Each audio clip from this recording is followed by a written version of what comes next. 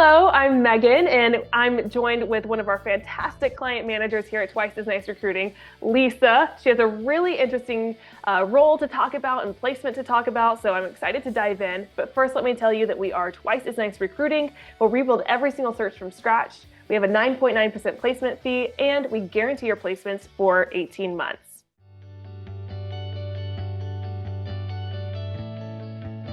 Lisa, tell me about this role. What is this role? It's for a lab manager, I believe.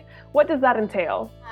So we have a position. It's a core lab manager, and it's for a medical research clinic that's affiliated with a highly established university. This client was looking for someone to really come in, help build this team from scratch. Oversee the technicians, the operations. So we're needing hard and soft skills for this placement, it sounds like. Obviously, we need these clinical skills, these research skills, science skills, but also some leadership skills. Can you tell me a little bit about perhaps some of those hard and soft skills that the client was looking for? Yeah, sure. So they're looking for someone, with of course, a bachelor's degree in the scientific field, but they also wanted someone with, at least 3 years of clinical lab experience behind their belt and, in a supervisory position. And, of course, the interpersonal skills, analytical skills. So really the jack of all trades.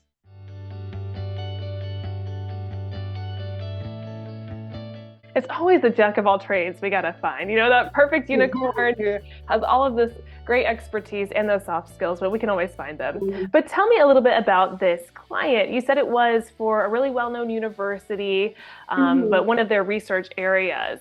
So tell me a little bit about this client and why they were looking for this core lab manager.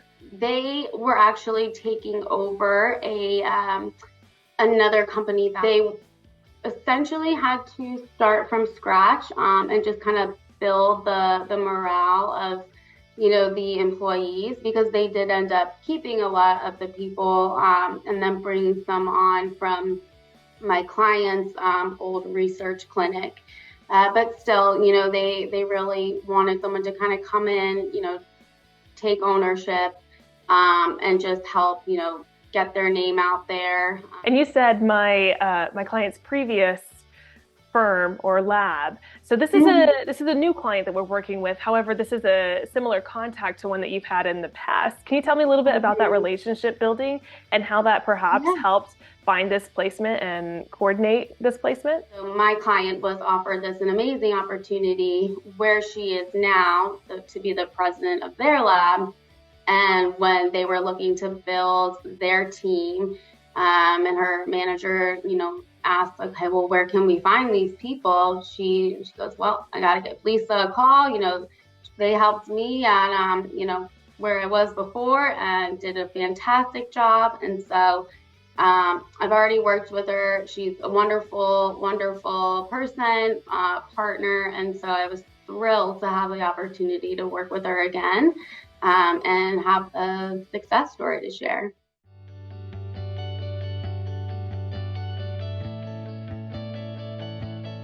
Definitely. And it sounds like we do have a success story.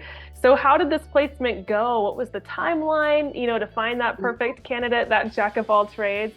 How did this go? Yeah, so it went fairly well.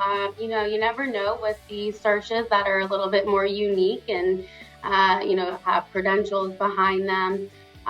But we found our winner in 44 days, and then we actually had a bonus hire. So our client had three candidates that just, really knocked their socks off, got along with the other team members, because that, of course, is essential when you're going to be supervising. And my client just said from after she interviewed them all that she just wanted to make an offer to all of them, made an offer to 2, they accepted, and we may have a third bonus hire. So fingers crossed.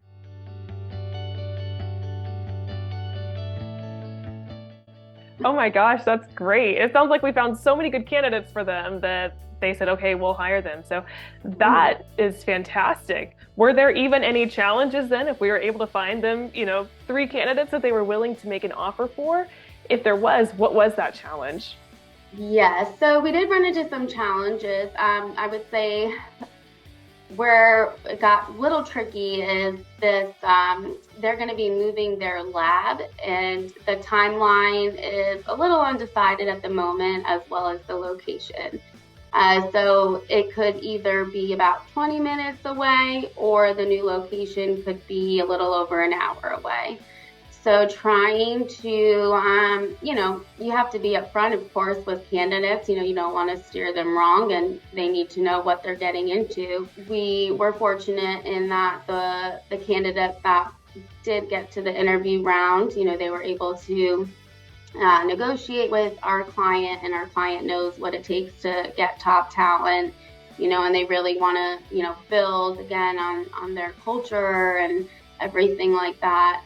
And so to them, they were willing to do, what it took to get them on board. Seems like it's kind of a good lesson on if you find someone who you really want in your organization, sometimes you gotta give them a little bit of what they want to help keep them there and retain that top talent. Were Yes. there any other lessons learned from this search that perhaps we could apply to those other ones that we're kind of working on with them or any other future Mhm. searches? Again, I really think just transparency is key. Sometimes, of course, you want to make everything seem like a shining star and picture perfect, but that's just not life. So really just being upfront. And are we working on any other placements with this client, or do you think we will in the future? Yes, we have three right now.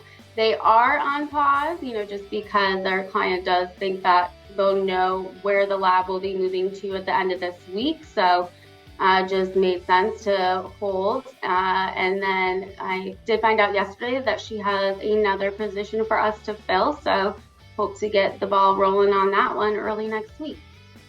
Well, I am so excited to potentially talk to you again about those placements, as it sounds like this one went so well. Thank you so much for joining me, Lisa. I really appreciate it. Of course. Thank you, Megan.